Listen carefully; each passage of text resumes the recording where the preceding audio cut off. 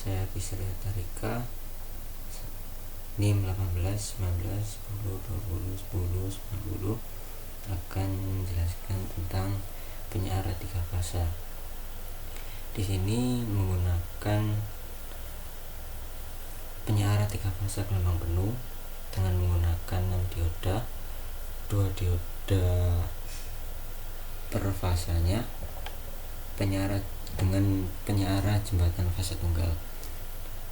Keuntungan dari penyiaran 3 fase gelombang penuh ini menghasilkan output krep lebih rendah daripada penyiaran 3 fase setengah gelombang dengan frekuensi 6 kali dari gelombang AC. Pada industri biasanya penyiaran 3 fase gelombang penuh digunakan penyiaran tegangan arus DC untuk beban daya yang lebih besar. Oke, di sini dimulai dari fase A, yaitu 0 derajat dengan sumber 110 volt dengan frekuensi 60 Hz. Kemudian fase B yaitu sama dengan perbedaan pada derajatnya yaitu 120 derajat, dan yang fase C yaitu minus 120 derajat. Di sini pada fase A ini 0 derajat dihubungkan dengan sepasang dioda D1 D2 untuk memberi daya sisi positif. Pada fase selanjutnya fase B yaitu dengan sudut 120 derajat yang dihubungkan pada sepasang dioda D3 D4. Kemudian dari fase B ini dilanjut untuk memberikan daya sisi negatif, yaitu pada fase C dengan sudut minus 120 derajat yang dihubungkan pada sepasang dioda D5 dan D6. Di sini pada D1, D2, D3, D4 ini membentuk jembatan fase, yaitu fase A dan B. Lalu pada dioda D3, D4, D5 dan D6 membentuk jembatan fase BC. Lalu pada D1, D2, D5 dan D6 ini membentuk jembatan fase AC. Pada dioda yang atas ini D1, D3 dan D5 ini mengumpankan rol positif yang memiliki tekanan positif pada anodanya. Jadi awalnya anodanya dan bekerja pada satu waktu. Kemudian yang bawah ini D2, D4 dan D6 ini mengumpankan rol negatif yang memiliki tekanan positif pada katodanya dan bekerja pada satu waktu. Untuk dioda D1 ini tidak bisa mengalirkan arus ke D4 dalam satu waktu. Lalu sama dengan D3 dan D3 ini tidak bisa mengalirkan arus ke D6 dalam satu waktu. Juga sama dengan D5 untuk tidak bisa mengalirkan arus ke D2 dalam satu waktu dalam waktu yang sama. Lalu kita coba simulasikan.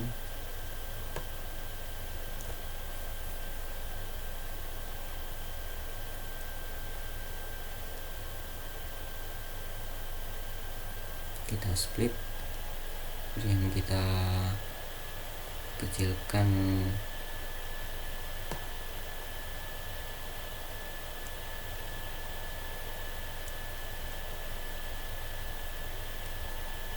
temperatifnya.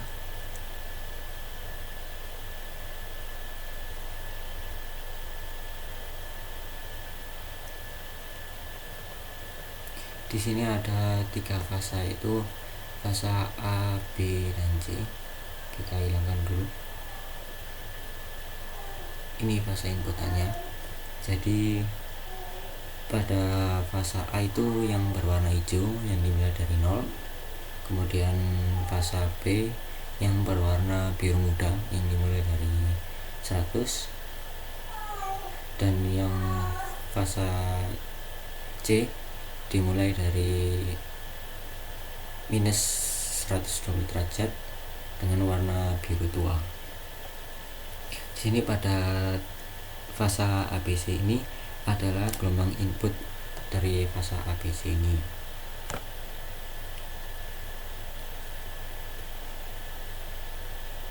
Output gelombang penyearah, di mana setiap dioda berjalan selama 120 derajat dalam setiap siklus supply, tetapi dibutuhkan setiap dioda untuk berjalan berpasangan, maka setiap dioda akan berjalan selama 60 derajat.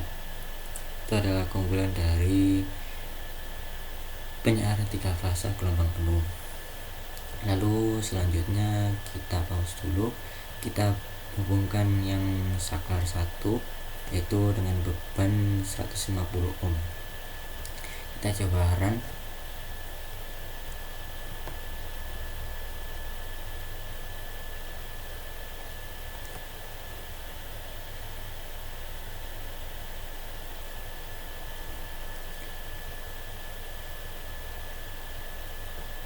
Kita hilangkan dulu inputnya untuk bisa melihat outputannya. Jadi ini adalah outputannya.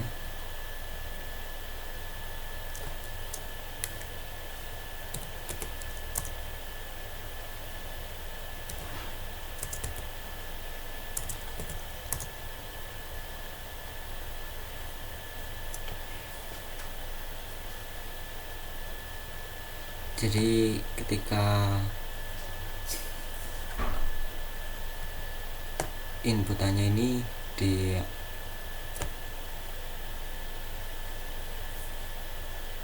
ketika dioda itu berjalan selama 120 derajat ini bisa diambil, yaitu ini adalah outputannya dengan tegangan minimum 57 volt dan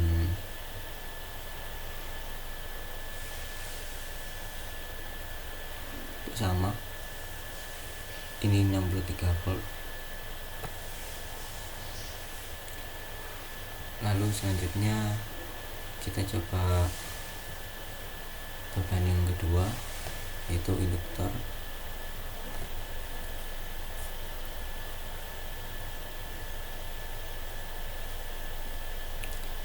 Untuk induktor ini merupakan koil penggerak output arus DC.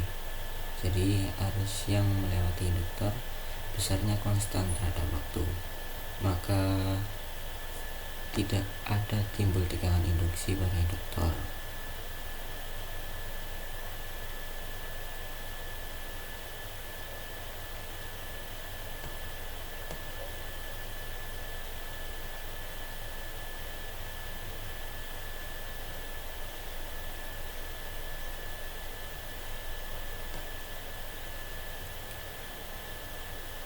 Lalu selanjutnya pada saklar yang ketiga